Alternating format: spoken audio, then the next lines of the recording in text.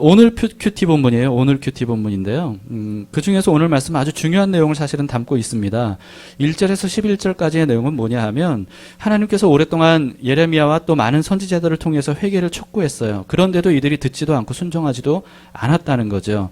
그래서 결국은 남유다가 바벨론 왕 느부갓네살에 의해서 멸망을 당해서 폐허가 될 것이다 라고 하는 말씀을 전하는 내용이 11절까지의 내용이고요.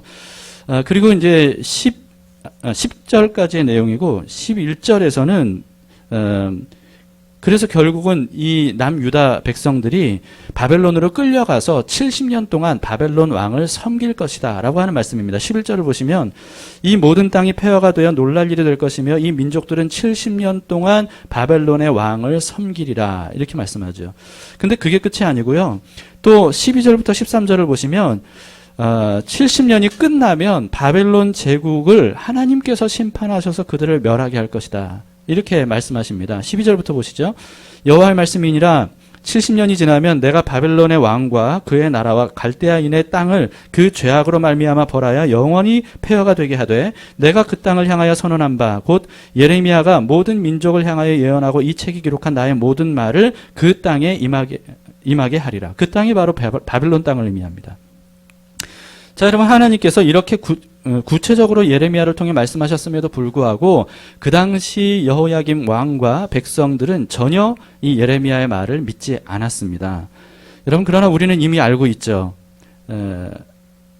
올해 4월 큐티를 여러분들이 기억하시는지 모르겠지만 에스라였습니다. 제가 에스라서에 대한 설교를 할 때 예레미야가 예언한 이 예언들이 얼마나 정확하게 성취가 되었는지 이것을 아주 자세히 설명한 적이 있었습니다. 뭐 여러분들이 기억이 하실지 모르겠지만 여러분 근데 우리는 이미 이 말씀이 어떻게 성취된지를 성경을 통해 얼마든지 볼 수 있기 때문에 어떻게 보면 이렇게 예레미야가 예언한 대로 성취되는 것을 당연하게 여길 수가 있어요. 그러나 그 예언이 성취되기 전에 그 당시 지금 이 예레미야 25장 이 당시에는요 어느 누구도 예레미야가 전한 이 예언의 말씀 하나님의 말씀대로 될 것이라고 믿지 않았다는 거죠.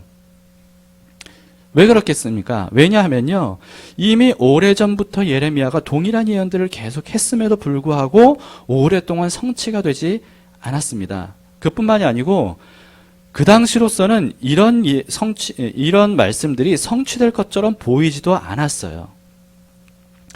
자, 여러분 오늘 본문은요 예레미야가 언제 예언한 말씀인지를 기록하고 있는데 1절을 보시면 유다의 왕 요시야의 아들 언제요? 여호야김 넷째 해. 그러니까 여호야김이 왕이 된 지 4년째 되던 해예요. 그때 곧 바벨론의 왕 느부갓네살 원년에 이렇게 말씀하고 있죠.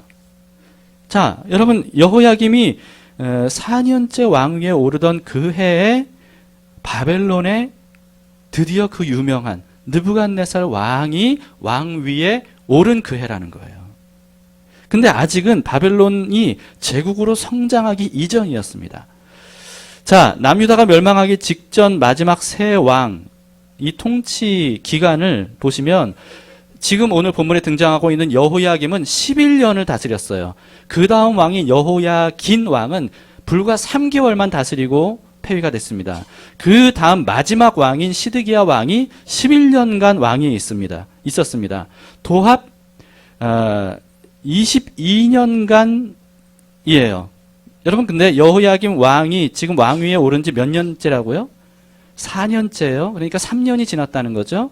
그러니까 22년에서 3년을 빼면 다시 말해서 남유다가 멸망당하기까지 약 19년이 남은 해였다는 거예요. 물론 그 당시 사람들은 19년 후에 남유다가 멸망할 것이라는 걸 전혀 꿈에도 생각하지 못했을 때죠. 근데 19년이 남았던 해입니다. 이걸 여러분들이 기억하세요. 3절을 보시겠습니다.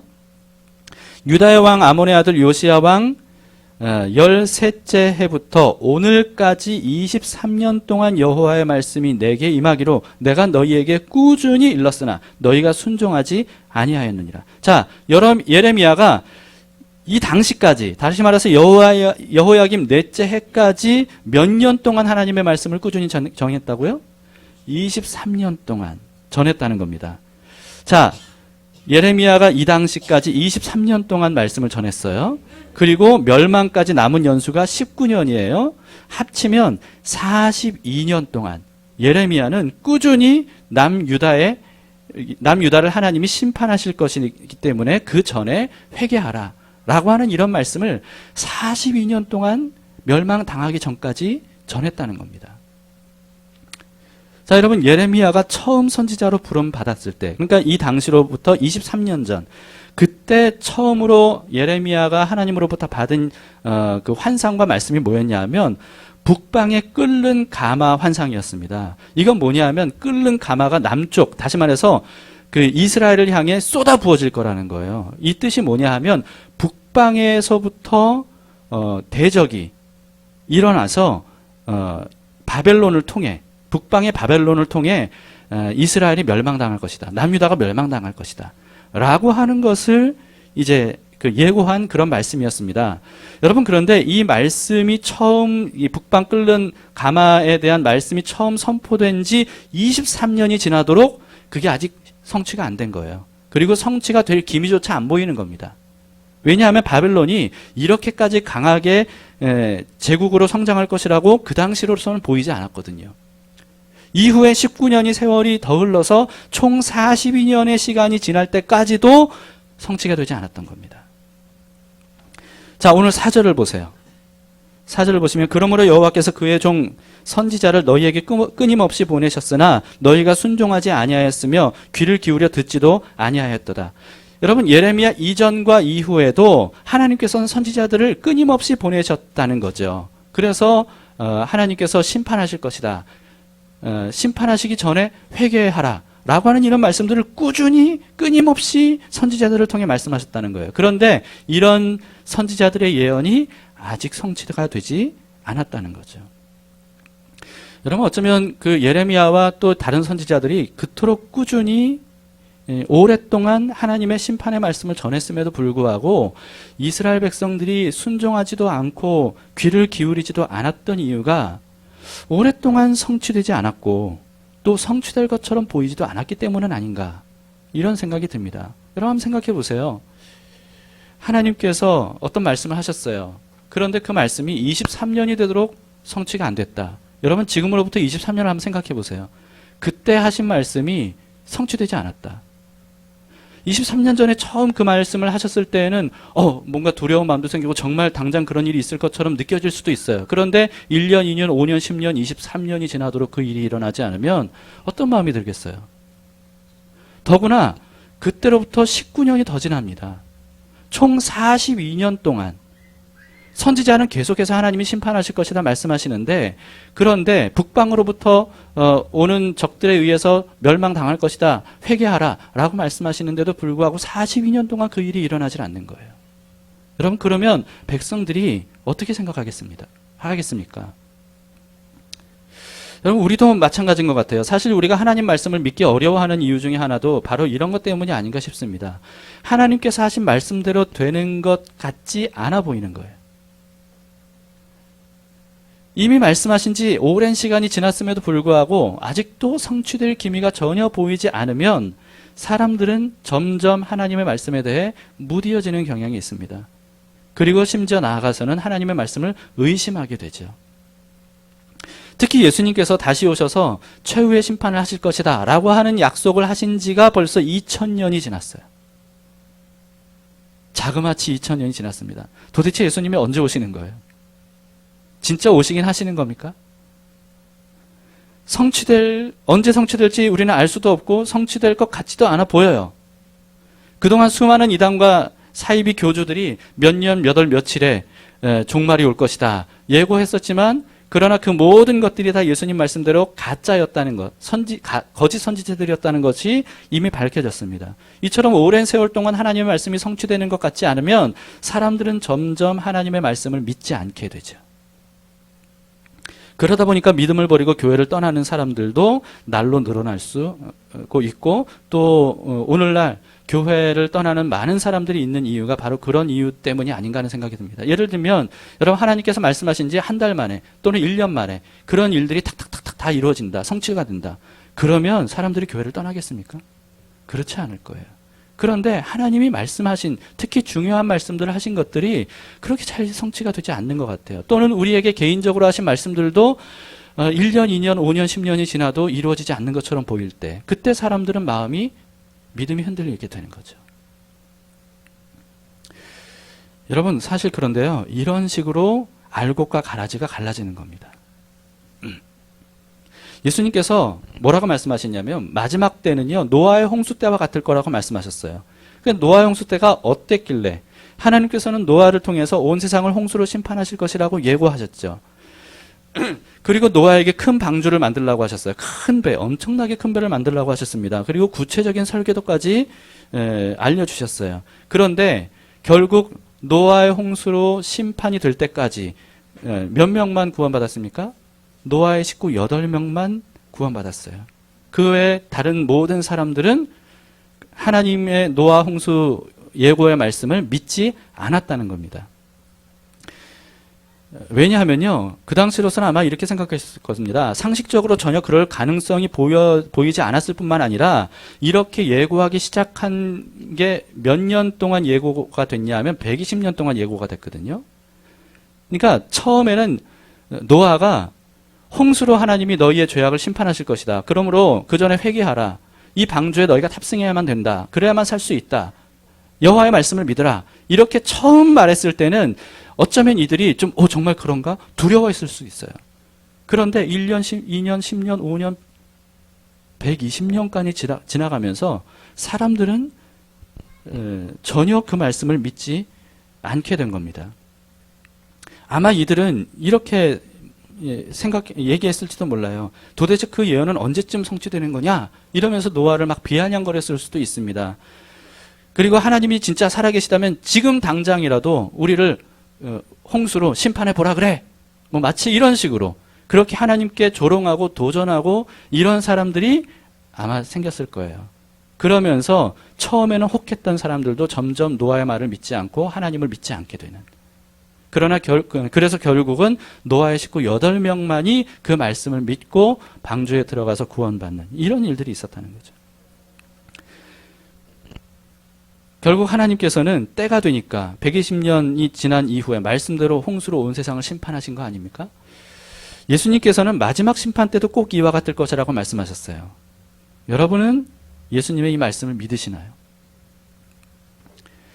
히브리서 10장 37절에 이렇게 말씀하셨습니다. 잠시 잠깐 후면 오실 이가 오시리니 지체하지 아니하시리라. 뭐라고요? 잠시 잠깐 후면 오실 이가 오신대요. 누가 오신다는 거예요? 예수님이 오신다는 거예요. 지체하지 아니하시리라. 아니, 여기서 말하는 잠시 잠깐이 도대체 왜 이렇게 긴 거예요? 지체하지 않으신다더니 왜 이렇게 오래 지체가 되는 거예요? 2000년이 지났잖아요. 더구나 여러분, 히브리서 이 말씀이 기록될 당시에는요, 이미 수많은 성도들이 박해를 받고 또 순교를 했던 그런 시기였습니다.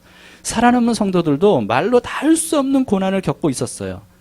직장 잃고 집 잃고 생계 수단이 없어서 심지어는 카타콤이라고 하는 그런 사람이 살 수 없는 환경, 지하 무덤에 숨어 살아야 되는, 예수 믿는다는 이유 때문에 그런 비참한 삶을 살게 됐습니다. 그런데 도대체 언제 오신다는 거예요? 언제 이런 고통과 고난을, 이 위협을 마무리시켜 주신다는 겁니까? 그래서 그 당시 초대교회 성도들 중에는요, 이런 의문을 갖는 사람들이 굉장히 많았던 것 같아요. 의문은 의심으로 변합니다. 그리고 의심은 성도들의 믿음을 위협했어요. 믿음이 흔들리는 성도들에게 베드로가 이렇게 대답을 했습니다. 베드로후서 3장 9절에 보시면 주의 약속은 어떤 이들이 더디다고 생각하는 것 같이 더딘 것이 아니라 오직 주께서는 너희를 대하여 오래 참으사 아무도 멸망하지 아니하고 다 회개하기에 이르기를 원하시느니라. 자, 하나님께서 말씀하신 심판과 종말을 지금까지 유예하시는 이유가 뭐라고요? 멸망당할 사람들에게 끝까지 기회를 주기 위해서라는 거예요. 오래 참으셔서 멸망당하는 사람이 없기를 하나님이 원하신다는 겁니다. 예레미야 당시도 마찬가지였습니다. 여러분, 예레미야 당시에도 하나님께서 그토록 오랫동안 심판의 말씀대로 집행하는 것을 유예하셨던 이유 역시 마찬가지였습니다. 그러니까 이들에게 끊임없이 예레미야를 통해 말씀하셨고 또 선지자들을 통해 말씀하셨어요. 이건 뭐예요? 기회를 주시는 거예요. 반드시 하나님의 심판의 때가 온다. 회개하지 않으면 너희가 그 심판을 당하게 될 것이다. 회개하면 하나님이 돌이키실 것이다. 그러므로 회개하라. 기회를 주시고 또 주시고 1년 주시고 2년 주시고 23년 주시고 42년을 주시는 거예요. 그래서 하나님께서는 예레미야를 통해서 꾸준히 말씀을 전하도록 하셨고 선지자들을 끊임없이 보내주셨던 겁니다. 여러분 오늘날에도 마찬가지입니다. 여러분 하나님은 심판자이셔요. 그러나 하나님의 본 마음은 심판하기를 원치 않으십니다. 구원하기를 원하시는 게 하나님의 본심이세요. 만약에 한번 생각해 보세요. 무자비한 하나님이라면, 사람들이 생각하는 대로 정말 무자비한 하나님이라면 그러면 이런 예고를 하겠습니까? 예고 없이 그냥 심판 바로 해버리시는 거죠. 1년, 2년 기다릴 게 어딨어요. 니네가 내 말을 거역해? 싹 바로 처단하시는 거죠. 왜 하나님께서 그토록 많은 선지자들 그렇게 희생당하는데도 불구하고 끊임없이 계속 보내시는 겁니까? 왜 1년, 2년, 23년, 42년, 2000년 이렇게 왜 계속 시간을 흘려보내시면서 수많은 믿음의 사람들을 보내시죠? 하나님은 오래 참으시는 거예요. 더 많은 사람들에게 기회를 주기를 원하시는 거예요. 아직 복음을 들어본 기회가 없는 사람들에게도 복음이 전해지기를 원하시는 겁니다. 왜냐하면 하나님의 속성이 사랑이시기 때문입니다. 에스겔서 10장 23절에서도 이렇게 말씀합니다. 주 여호와의 말씀이니라 내가 어찌 악인이 죽는 것을 조금인들 기뻐하랴 그가 돌이켜 그 길에서 떠나 사는 것을 어찌 기뻐하지 아니하겠느냐. 32절도 마찬가지예요. 주 여호와의 말씀이니라 죽을 자가 죽는 것도 내가 기뻐하지 아니하노니 너희가 스스로 돌이키고 살지니라. 뿐만 아니고요. 33장 11절에서도 하나님께서는 뭐라고 말씀하시냐면 하나님의 삶을 두고 맹세한대요. 나는 악인이 죽는 것을 기뻐하지 않는다. 악인이라도 그의 길에서 돌이켜 사는 것을 내가 기뻐한다. 이렇게 말씀하셔요. 이스라엘 족속아 돌이키고 돌이키라. 너희 악한 길에서 떠나라. 어찌 죽고자 하느냐. 하나님께서 이렇게 말씀하시는 거예요. 하나님의 본심은 심판하고 싶으신 겁니까? 아니에요. 구원하고 싶으신 거예요. 그래서 끝까지 기회를 주시는 거예요. 끝까지 기다려주시는 거예요. 끝까지 오래 참으시는 거예요. 여러분 그렇다고 해서 하나님께서 이런 심판의 메시지를 취소하시지는 않습니다. 말씀하신 것을 반드시 행하셔요. 성경은 그 사실을 너무나도 많이 보여주고 있습니다. 이사야서 55장 11절에 하나님이 말씀하셔요. 내 입에서 나가는 말도 이와 같이 헛되이 내게로 되돌아오지 아니하고 나의 기뻐하는 뜻을 이루면 내가 보낸 일에 형통함이니라. 무슨 뜻입니까? 하나님 입에서 나오신 말씀은 반드시 성취가 되어야 한다는 거예요. 또 마태복음 5장 18절에서도 예수님께서 말씀하셨어요. 진실로 너희에게 이르노니 천지가 없어지기 전에는 율법의 1.1획도 결코 없어지지 아니하고 다 이루리라. 여러분 하나님의 말씀을 왜 믿을만 합니까? 왜 하나님의 말씀을 믿어야 됩니까? 왜냐하면 하나님은 말씀하신 것을 반드시 이루시는 분이시거든요. 그리고 성경 역사를 통해서 하나님의 말씀이 어떻게 구체적으로 정확하게 이루어졌는지를 굉장히 많은 예를 볼 수가 있습니다. 결국 남유다는 예레미야가 하나님의 말씀을 전하기 시작한 지 42년이 되자 말씀하신 그대로 북방의 바벨론을 통해 남유다를 심판하셨습니다. 오늘 본문 11절을 보세요. 이 모든 땅이 폐허가 되어 놀랄 일이 될 것이며 이 민족들은 70년 동안 바벨론의 왕을 섬기리라. 이 말씀대로 이때로부터 19년이 지난 다음에 그렇게 돼버리고 말았습니다. 자, 여러분 이 말씀을 전할 당시에만 해도요. 바벨론은 미미했어요. 이제 막 느부갓네살 왕이 왕 위에 오르게 된 그 첫 해였거든요. 아직 바벨론 제국이 왕성하기 전이었어요. 누구도 남유다가 바벨론에 의해 멸망당할 것이라고 생각하지 못했습니다. 그러나 이때로부터 19년이 지난 이후에 하나님의 말씀하신 그 말씀 그대로 정확하게 바벨론은 강대한 제국으로 급성장하게 됐고 남유다는 그들에 의해 멸망당하게 됐죠. 여러분 그렇다고 해서 하나님의 사랑이 끝난 것이 아님을 11절에서 말씀하고 있습니다. 백성들이 바벨론 왕을 섬기는 기한을 정해주셨던 거예요. 그 기한이 몇 년이라고요? 70년입니다. 11절에서 70년 동안 바벨론 왕을 섬길 것이다. 이건 무슨 뜻이에요? 70년이 지나면 너희가 해방될 것이다 하는 뜻이에요. 뿐만 아니라 12절에 또 이렇게 말씀합니다. 12절에 여호와의 말씀이니라 70년이 끝나면 어떤 일이 있을 것이냐. 내가 바벨론의 왕과 그의 나라와 갈대아인의 땅을 그 죄악으로 말미암아 벌하여 영원히 폐허가 되게 하리라. 무슨 뜻입니까? 이제 70년이 지나면 그 강대했던 바벨론이 멸망당할 거라는 거예요. 하나님이 바벨론의 죄에 대해 심판하실 거라는 거예요. 여러분, 이 말씀을 전할 당시만 해도 바벨론은 강대한 나라가 아니었지만 바벨론이 엄청나게 강대한 나라가 됩니다. 이런 강대한 제국이 된 바벨론 제국이 겨우 70년 만에 멸망당할 것이라고는 누구도 생각하지 못했어요. 그만큼 바벨론은 삽시간에 범접할 수 없을 정도로 강대해졌습니다. 여러분, 더구나 바벨론의 수도인 바벨론 시티, 바벨론 성은요, 난공불락의 요새 중에 요새였어요. 인류 역사에 통틀어서 정말 손에 꼽을 정도의 그런 요새 중에 요새였다는 것이 19세기에 이르러서야 발견됩니다. 이 바벨론 시티는 땅속 깊이 묻혀버렸거든요. 그래서 발굴이 안 됐었어요. 성경과 고대문서 몇 개만 쓰여진 것이기 때문에 이게 실제로 존재하는 땅이었냐 라고 하는 그런 의문이 있었는데 19세기에 이르러서 이 고고학적으로 이게 발견이 된 거예요. 이라크 땅에서. 발굴을 해보고 학자들이 놀라게 됩니다. 왜냐하면 그 고대에 어떻게 이렇게 바벨론 시티 같이 정복하는 것이 거의 불가능해 보이는 이런 도시가 있을 수 있을까? 라고 하는 이 사실에 학자들이 놀랐습니다. 뿐만 아니고 더 놀라운 건 뭐냐면요. 이렇게 정복하기 불가능해 보이는 바벨론 시티가 어떻게 그렇게 단시간에 페르시아에 의해서 정복될 수 있었을까? 이게 너무 놀라운 거예요. 아무도 예상치 못했는데 그러나 하나님께서는 오래전에 말씀하신 대로 예레미야를 통해 말씀하신 그대로 바벨론을 단 70년 그 짧은 기간 동안 그리고 또 바벨론 시티가 멸망당한 것은 하룻밤 사이였거든요. 그렇게 멸망을 시켰습니다. 여러분, 바벨론을 멸망시킨 왕이 누구냐 하면 페르시아 왕 키루스, 그 유명한 키루스 대왕인데요. 성경에는 고레스 왕이라고 되어 있습니다. 고레스 왕은 바벨론을 멸한 후에 바벨론의 포로로 사로잡혔던 유대인들을 다 풀어줘요. 그리고 심지어 예루살렘으로 가서 성전 재건하는데 모든 필요한 것들을 다 대주겠다는 약속 조서까지 써줍니다. 역대하 36장 22절에 그 내용이 기록이 되어 있는데요.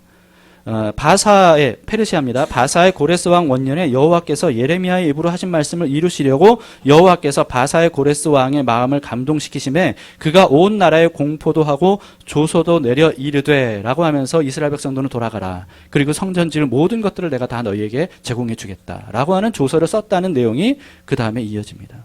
여러분, 이게 예레미야를 통해 하신 말씀 그대로 70년 만에 이루어져요. 그것도 이중적으로 성취됐다는 것을 제가 그 에스라서 설교를 할 때 자세히 설명한 적이 있습니다. 여러분, 근데 예레미야 예언뿐만 아니고요, 이사야를 통해서도 하나님께서 이 사실에 대해 정확하게 예언을 했었거든요. 근데 놀랍게도 이사야는 고레스 왕 200년 전 사람이에요. 150년, 200년 전 사람이었어요. 그런데 고레스 왕이 태어나기 150년 또는 200년 전에 이미 이사야가 정확히 고레스라는 사람의 이름을 기록을 했고, 그리고 고레스 왕이 어떤 일을 할 것인지를 정확히 기록을 했습니다. 이게 이사야서 44장 28절에 기록이 되어 있거든요. 고레스에 대하여는 이르기를 내 목자라 그가 나의 모든 기쁨을 성취하리라 하며, 예루살렘에 대하여는 이르기를 중건되리라 하며, 성전에 대하여는 네 기초가 놓여지리라 하는 자니라. 자, 여러분, 고레스 왕이 태어나기 전에 150년, 200년 전에 이미 이사야가 고레스의 이름을 언급했고 고레스 왕에 의해 일어날 일을 예고했던 겁니다. 이사야가 어떻게 알았을까요? 이사야가 어떻게 알겠어요? 이사야가 알아서 한 말이 아니죠. 하나님께서 이사야에게 말씀해 주신 겁니다. 알려주신 거예요. 이 말씀이 자그마치 150년, 200년 지난 다음에야 비로소 성취가 됐던 거예요. 여러분, 지금까지 저는요, 주로 하나님의 심판의 말씀, 남유다와 그리고 바벨론에 대한 심판에 대한 말씀 말씀이 어떻게 성취됐는지에 대해 말씀을 드렸는데, 왜냐하면 오늘 본문이 바로 이런 심판에 대한 내용이기 때문에 그렇습니다. 근데 여러분 성경을 보시면요, 심판뿐만 아니라 하나님께서는요, 말씀하신 모든 말씀들을 반드시 성취시키시고 이루시고 지키시는 분이라는 것을 성경은 끊임없이 증언하고 있어요. 이건 무슨 뜻입니까? 하나님께서 성경을 통해 우리에게 하신 약속들도 반드시 지키실 것이라는 거예요. 반드시 성취하실 것이라는 거예요. 물론 그 시기와 방법은 우리가 예상하고 생각하는 것과는 굉장히 다를 수 있다는 사실을 우리는 먼저 알아야 됩니다. 감히 우리가 예상할 수 없는 방법으로 하나님은 하나님의 때, 하나님의 방법으로 그 모든 말씀들을 정확하게 이루시게 될 거예요. 제가 요즘 읽고 있는 책이 있는데요. 인생은 요셉처럼이라고 하는 책입니다. 당연히 요셉에 대한 책이죠. 3장 제목이 이래요. 이해할 수 없어도 무언가 되어가고 있다. 라고 하는 제목입니다. 잘 아시다시피 여러분, 요셉은요, 꿈의 사람으로 불렸죠.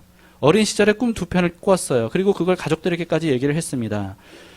그 꿈은 10수년 후에 그대로 이루어지게 돼요. 그런데 요셉은요, 꾼 꿈에 대해 형들에게 말한 다음부터 형들에게 미움을 받게 되죠. 심지어는 어떻게 됐냐 하면 형들에게 미움을 받은 나머지 형들이 요셉을 죽이려고까지 했어요. 그런데 간신히 목숨을 건져서 형들이 어떻게 했냐 하면 미디안 사람들에게 요셉 동생인데도 불구하고 팔아버리죠. 노예로 팔아버려요. 그리고는 아버지인 야곱에게는 그 요셉이 짐승에게 잡아먹혔다고 그렇게 거짓말을 합니다. 여러분, 이 미디안 상인들이 요셉을 샀어요. 노예로. 그리고 질질 끌고 갑니다. 머나먼 이집트까지 끌고 가요. 이렇게 끌려가는 동안 요셉이 어떤 마음이었겠어요? 어떤 심정이었겠어요? 얼마나 원망이 많았겠어요? 얼마나 슬픔으로 가득 찼겠어요? 얼마나 절망감이 사로잡혔겠어요? 늘 눈물과 한숨, 한탄이 끊이지 않았겠죠. 나는 과연 어떻게 살다가 어떻게 죽을 것인가? 전혀 자신의 인생에 대해서 장담할 수 없는 그런 때에 얼마나 그 마음속에서 이 절망감이 가득했겠습니까? 그런데 책에서 저자가 이렇게 써요. 한번 잘 들어보세요. 그러나 그 순간 요셉이 전혀 이해할 수 없어도 무언가 되어가고 있었다. 요셉은 자기 인생을 전혀 이해할 수 없었고 하나님에게 감사할 이유조차 없었지만 그런 절망스러운 순간에도 무언가 되어가고 있었다. 이것이 요셉의 인생 내내 반복되는 하나님의 섭리와 경륜이었다. 이것은 은혜가 아닐 수 없다. 절규하는 요셉에게 하나님이 귀를 막고 눈을 감고 계신 것 같이 보이지만 그렇지 않았다. 하나님은 계속 역사하셨다. 요셉은 알지 못하는 무엇을 만들고 계셨다. 여러분, 그런데 그 이후에도요, 요셉의 이 괴로움은 계속 이어집니다. 상인이 요셉을 이집트로 데리고 가서 파라오의 친위 대장 보디발에게 팔아넘겨요. 요셉은 여기서 10년 정도 노예로 살게 됩니다. 여러분, 얼마나 밑바닥 생활이겠어요? 얼마나 고통스러운 생활이겠어요? 요셉은 원래 채색 옷을 아버지가 입혀줄 정도로 그렇게 사랑을 받았던 사람이거든요. 그런데 한순간에 밑바닥의 나락으로 곤두박질 친 겁니다. 그런데 요셉이 노예 생활한 것이 끝이 아니었어요. 그보다 더 비참한 나락으로 떨어지게 되죠.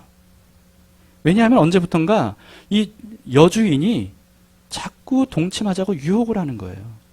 근데 요셉은 하나님께서 보시는데 내가 어떻게 이런 죄를 지을 수 있겠습니까? 라고 하면서 끝까지 거부해요. 그러니까 여러분 아마도 여주인의 이 동침 요구를 거절한 종들은 없었을 겁니다. 왜냐하면 거절하면 어떻게 돼요?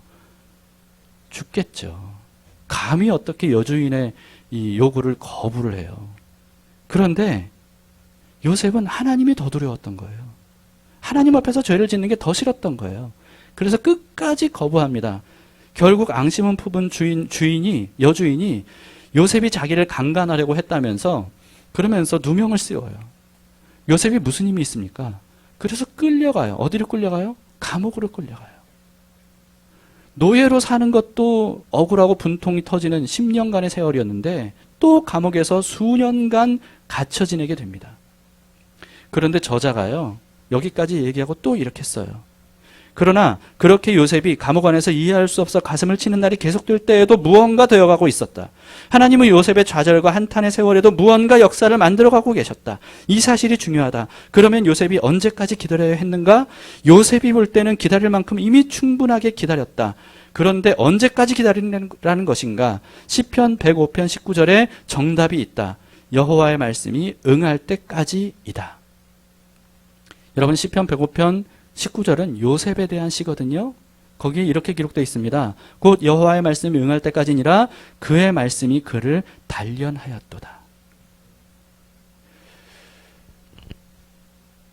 여러분, 이건 결과적인 얘기지만요. 요셉의 십수년간의 이 나락으로 떨어졌던 고통과 고난의 그 세월이 결코 헛된 것이 아니었습니다. 그러나 그건 결과적으로 봤을 때였어요. 그 당시로서는 전혀 깨달을 수 없었습니다. 결국 요셉은 하나님께서 꿈을 통해 보여주신 그 말씀 그대로 30세가 되자마자 이집트의 총리가 되죠. 감옥에 갇혀 있었던 노예 죄수가 한순간에 이집트의 총리가 되는 이 기적 같은 일이 일어나게 돼요. 왜 30세가 될 때 이런 일이 있었을까? 왜냐하면 당시의 고대 근동 지역에서는요, 관직에 오르기 위한 최소 연령이 30세였대요. 이건 무슨 뜻입니까? 요셉이 29세만 됐어도 이런 일이 일어날 수 없었다는 거예요. 요셉은 전혀 예상하지 못했을 겁니다. 그러나 하나님께서는 그때가 되니까, 하나님의 때, 하나님이 생각하신 그때가 되니까 요셉을 한치의 오차도 없이 인도하시면서 준비하신 그대로 이루셨어요. 성취하셨어요. 말씀드린 대로 결과론적으로 하나님이 십수년 동안 함께 하시면서 요셉을 준비시키셨다. 총리가 이집트의 총리가 되는데 손색이 없을 사람으로 그 모든 과정을 통해 준비시키셨다는 것을 나중에야 알게 됩니다. 요셉도 그걸 깨닫게 돼요. 혹시 하나님께서 말씀하신 것들이 성취되기는 하는 건지 의심이 되는 분들이 있을 수 있습니다. 특히나 어떤 고통과 고난을 당하는데 오랜 시간 동안 그 고통과 고난이 끝나지 않을 때, 여러분 그럴 때 좌절합니다. 낙심합니다. 하나님이 함께 하시며 하나님의 선한 목자로 나를 푸른 풀밭과 쉴만한 물가로 인도하신다고 약속하셨는데 도대체 내 인생은 언제까지 이런 고통과 고난을 당해야 되는 건가? 성경에 기록된 하나님의 말씀들이 나와는 전혀 상관없는 것처럼 느껴질 수 있습니다. 하나님이 나를 버리신 것처럼 느껴질 수 있어요. 나는 예수님을 믿지만 하나님은 나에게 신실하지 않은 신분이라고 생각될 수가 있습니다. 이런 일들이 1년, 2년, 3년, 5년 오랜 시간이 지나면 지날수록 그 사람 마음속에는 이런 의심들이 더 깊게 자리 잡을 수 있어요. 이런 의심들이 믿음을 위협합니다. 여러분, 이런 생각이 든다고 죄책감 가지실 필요가 없습니다. 왜냐하면 그런 마음 들 수 있거든요. 왜? 우리는 미래의 한 치 앞도 내다볼 수 없잖아요. 내가 1년, 2년 또는 몇 년 후에 그런 일들이 완전히 어떤 방식으로 해결될 것이다 라고 하는 것을 우리는 전혀 알 수가 없거든요. 그렇기 때문에 이런 절망 또는 원망 또는 이런 의심 가질 수 있습니다. 그러나 여러분, 이런 의심이 되는 마음을 방치해서는 안 돼요. 미래를 알 수 없기 때문에 우리에게 필요한 것은 바로 믿음입니다. 하나님에 대한 믿음이에요. 나는 모르지만 하나님은 아신다. 신실하신 하나님이 신실하게 약속대로 내 인생을 인도해 주실 것이다. 그런 믿음이 우리에게 필요하죠. 히브리서 11장 1절에서 믿음은 바라는 것들의 실상이요 보이지 않는 것들의 증거라고 했습니다. 그렇습니다. 여러분, 믿음이 바로 실상이 돼요. 그것이 바로 증거가 되는 겁니다. 마치 요셉처럼 오랜 시간이 지난 지금까지도 전혀 말씀이 성취될 것처럼 보이지 않을지라도 하나님께서는 뭔가 되어 가도록 일하고 계신다는 사실.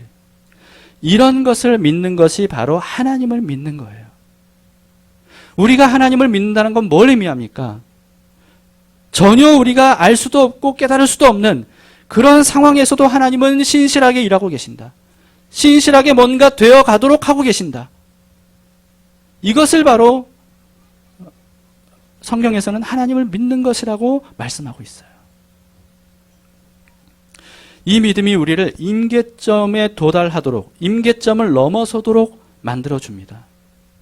여러분 요즘 임계점이란 말을 많이 쓰더라고요. 근데 임계점이 무슨 뜻이냐면 물질의 상태가 변하는 지점을 의미하는 말입니다. 예를 들면 물이 얼음으로, 다시 말해서 액체가 고체로 바뀌는 임계점이 0도예요. 그리고 액체가 기체로 바뀌는 그 임계점이 100도예요. 무슨 뜻이냐? 여러분 물은 99도까지도 끓지 않습니다. 100도에 도달해야만 끓으면서 기체가 돼요. 이런 변화죠. 다시 말해서 임계점을 넘기 전에는 변화가 일어나지 않는 거예요. 그러나 임계점을 넘자마자 놀라운 변화가 일어나는 거죠. 요셉에게 꿈으로 보여주신 하나님의 말씀이 성취되는 임계점은 10여 년이 지난 후인 30세 때였습니다. 요셉이 29세까지도 임계점이 아니었어요. 하나님의 말씀이 성취될 것처럼 전혀 보이지 않았어요. 그러나 30세가 되자 하나님의 말씀이 놀랍게 성취가 됐습니다. 이 임계점을 넘어서는 게 필요해요. 그 임계점을 넘어설 때까지 우리가 해야 되는 건 뭡니까? 하나님의 때를 기다리며 인내하는 거예요. 믿음으로. 하나님의 임계점을 넘을 때까지 하나님을 믿고 끝까지 인내하는 것이 필요한 이유가 바로 여기에 있습니다. 이 임계점을 우리는 잘 몰라요. 그러나 하나님만 아십니다. 하나님이 정하신 임계점이 있어요. 그 임계점을 넘어서면 그때 비로소 우리는 깨닫게 될 거예요. 하나님께서 여기까지 나를 인도해 주셨구나. 이렇게 하시려고 지금까지 이런 길로 나를 인도하신 거구나. 라고 하는 거죠. 히브리서 10장 36절 말씀입니다. 이 말씀 같이 읽겠습니다. 시작.